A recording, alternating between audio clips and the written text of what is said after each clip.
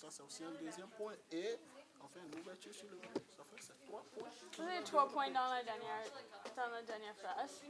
Oui, les 3 points sont là-bas et tu vas être en mesure également de les identifier à partir d'une affirmation qui va reprendre un de ces points-là.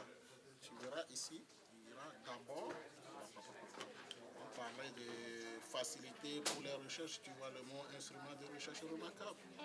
Ça, c'est son affirmation. Tu vois, et puis là maintenant, il explique. Ça il porte l'argument. Ensuite, là, tu as le terme outil de communication. Tu as le mot communication.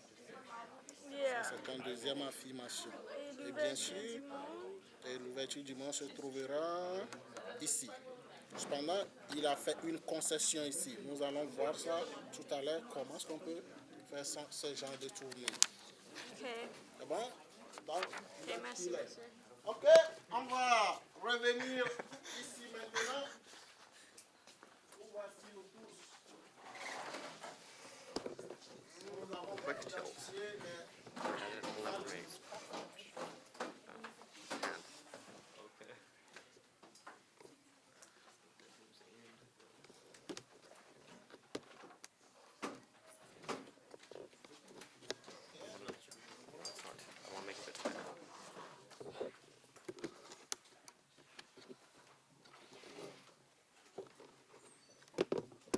Alors, j'aimerais que...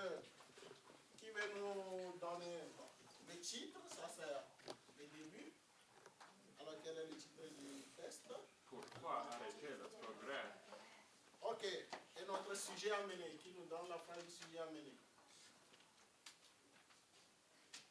Ok. Je vais désigner des gens. John, est-ce que tu peux nous donner le sujet amené? Pardon?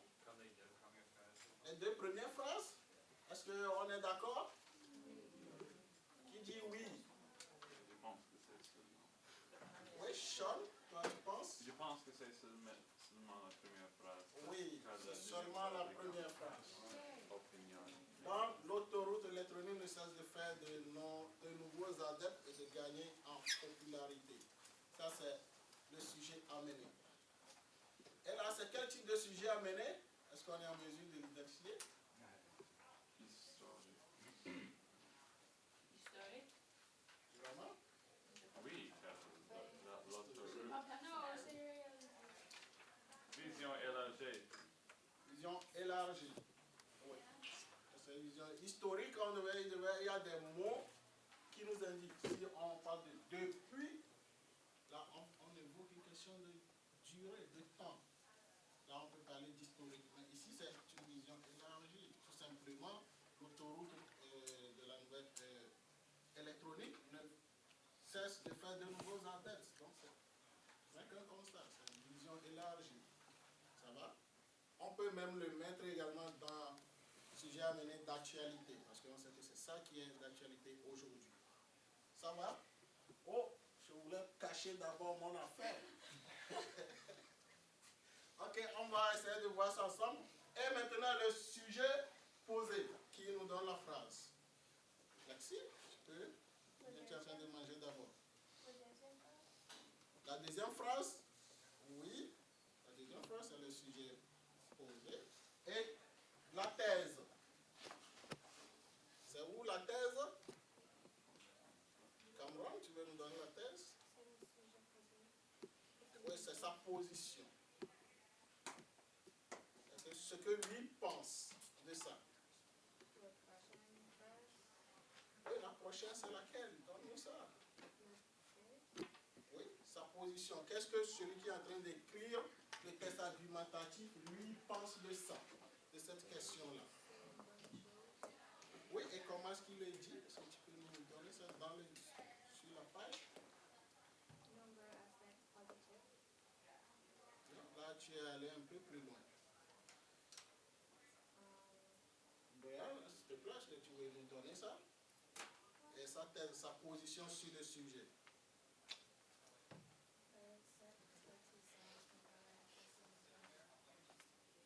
Oui, c'est sa thèse. Ça veut dire que cette réticence, c'est-à-dire le fait qu'on va arrêter c'est un recul.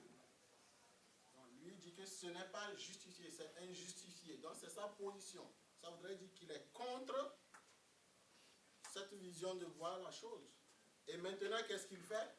Il présente les points qu'il va développer. Et c'est ça, ça sera son sujet divisé. Alors, je vais vous montrer ça un peu plus en détail.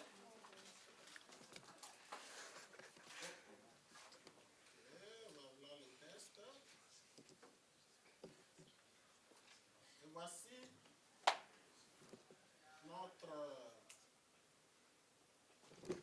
sujet, donc l'autoroute électronique. Ça, c'est le sujet à mener, le sujet posé qui est en bleu.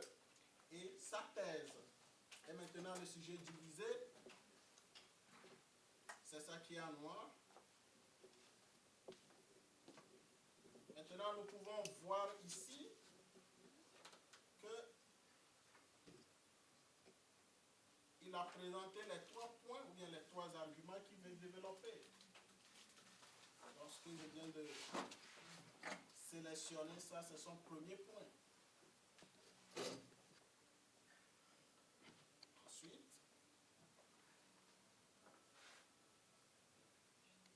on a le deuxième point. C'est que l'efficacité dans le cadre de la communication qu'on peut retrouver en ce qui concerne le progrès et l'ouverture sur le monde. Donc voici les 3 points qu'il veut développer. Donc hier, le travail que vous avez fait, la plupart se sont arrêtés là. Vous avez fait le sujet amené, le sujet posé, votre prise de position, mais vous n'avez pas donné cette partie. Donc là, on ne sait pas de quoi vous voulez parler ensuite. Mais pas présenter les points que vous voulez développer. Donc c'est très important d'annoncer ce que vous voulez faire. Jedin, tu es avec moi? C'est ça? Donc, est-ce qu'on voit maintenant comment est-ce qu'on construit une introduction? Oui? Ok. Maintenant, nous avons le développement qui est éclairé ici. Donc, voilà notre première affirmation qui est là. Donc, il reprend d'abord Internet est un instrument de recherche remarquable. Donc, il reprend son premier point qu'il avait dit. Donc, ça, c'est l'affirmation. Et qu'est-ce qu'il fait? Il appuie maintenant sa thèse. Il explique. On a ensuite sa deuxième affirmation qui est là, qui reprend son deuxième point et l'explication qui suit ça.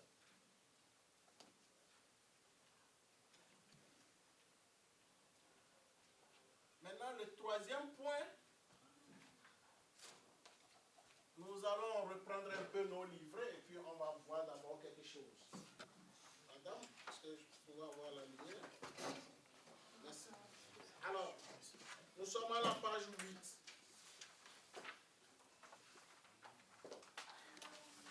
Donc, il y a différents procédés argumentatifs.